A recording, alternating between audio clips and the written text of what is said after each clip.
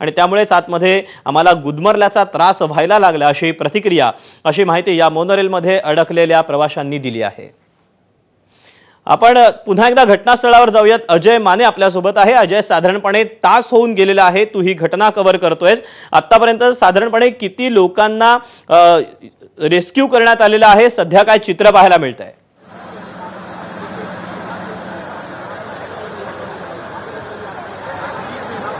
आपण जर पाहिलं तर आता जास्तीत जास्त लोकांना रेस्क्यू करण्याचा प्रयत्न जो आहे तो दोन्ही क्रेन मधून होताना पाहायला मिळतोय।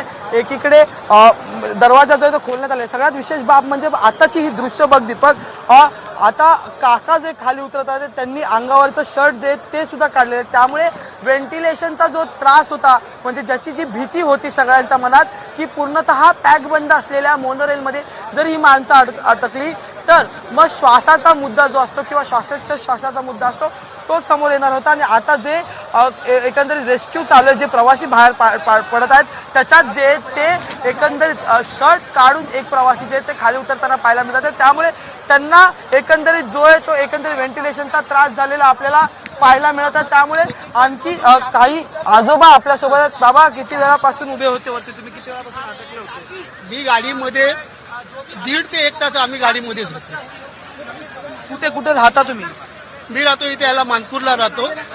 आता आतमध्ये 1.5 ते 2 तास तुम्ही आत अटकले होते, काही व्हेंटिलेशनचा श्वासाचा त्रास झाला का? खूप सर्वांना, भरपूर लोकांना त्रास झाला। त्याच्यामध्ये कोणती सुविधा नव्हती आणि नियोजन पण नव्हतं की जर समजा असं आपत्कालीन काय घडलं तर कामगारांनी त्या पॅसेंजर असतील त्यांना समजावून काय ते रिलॅक्स करण्यासाठी कोणती यांच्याकडे यंत्रणा नाहीये। आतमधून ज्यावेळेस तुम्ही ही सगळी तक्रार दिली त्याच्यानंतर किती वेळाने हे सगळं रेस्क्यू ऑपरेशन चालू झालं, यंत्रणा किती वेळाने आली? तरी मला वाटतं अर्धा पाऊण तासांनी ते झालं असेल। म्हणजे एवढा दीर्घ काळ लागला? हो, ते त्यांचे इंजिनियर गेले, कोणाशी काय बोलत होते, काय करत नव्हते। नंतर मग फायर ब्रिगेड आले, ते पण हे करत होते। मग त्याच्यानंतर ते इंजिनियरने दरवाजा खोलले आणि आम्हाला बाहेर आपण जर पाहिलं तर अर्धा तासाहून अधिकचा काळ कधी गेला असं सुद्धा म्हणण्यात आलेलं आहे। आपण जर पाहिलं तर विशेष म्हणजे त्या ॲम्ब्युलन्समध्ये एका वयस्कर आजोबांना बसवण्यात आलेलं आहे। आपण त्यांच्याशी संवाद साधण्याचा प्रयत्न करणार आहोत की नेमकं त्यांच्यासोबत काय झालं। मगाशी ते रडत सुद्धा होते, त्यामुळे नेमकं या ठिकाणी काय झालं? काका, कधी काय झालं, तुम्ही का रडताय? आता तुम्हाला बाहेर तर काढण्यात आलेलं आहे, आतमध्ये भीतीदायक वातावरण झालं होतं का?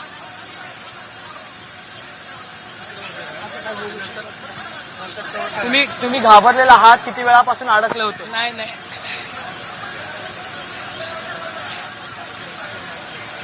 आपण जर पाहिलं तर अत्यंत घाबरलेले हे सगळे लोक जे आहेत या ठिकाणी, प्रवासी जे आहेत या ठिकाणी आलेले आपल्याला पाहायला मिळतात। त्यामुळे एकीकडे जे ते रेस्क्यू ऑपरेशन सुरू असताना दुसरीकडे जे ते एकंदरीत प्रवाशांच्या मनात जे ते आताही भीतीचे वातावरण आहे की एवढ्या वेळापासून जे ते थांबले होते।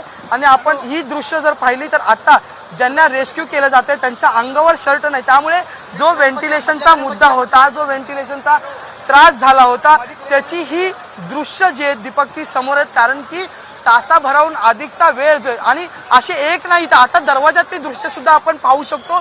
दरवाजात अजून एक इसम जे ते शर्ट विना आपल्याला या ठिकाणी पाहायला मिळतात। त्यामुळे एकंदरीत जो मुद्दा आणि जो प्रश्न निर्माण झाला होता की एवढ्या वेळापासून जर एवढी मोठी गर्दी एका गाडीच्या आतमध्ये, ज्या गाडीचे दरवाजे बंद आहेत, ज्या गाडीच्या काचा खुलत नाही, त्या गाडीच्या आतमध्ये अडकलेल्या असेल तर मग त्यांच्या श्वासाचा प्रश्न हा निर्माण होणार होता आणि तो निर्माण झाला। ही दृश्य त्याच्यातली अत्यंत उदाहरण आहे, कारण की शर्ट काढून ही सगळी मंडळी जी आहेत ती खाली, प्रवासी जी आहेत ती खाली उतरताना आपल्याला पाहायला मिळतात। त्यामुळे आपण त्यांच्याशी संवाद सुद्धा साधण्याचा प्रयत्न करूया, कारण की शर्ट काढून ही सगळी मंडळी उतरलेली आहे। आणि विशेष बाब म्हणजे की आता जे ती सगळी उतरताना लहान मुलं ह्याच्यात होती का, हा सुद्धा एक प्रश्न आहे। त्याच्यानंतर आता ही जी गर्दी आहे ती दरवाज्यावर आलेली आहे, पण या गर्दी मागचं दृश्य काय हे समोर आलेलं नाहीये, कारण की थोड्या संख्येनेच लोकांना जे ते खाली पाठवलं जात आहे।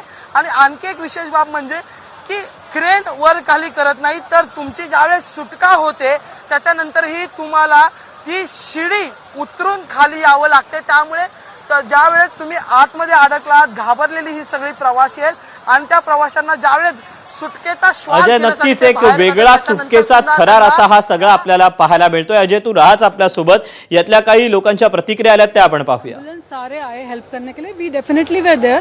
आई एम अ डॉक्टर. मैं खुद खड़ी रही यहाँ कि अगर हेल्प चाहिए तो वी कैन हेल्प इट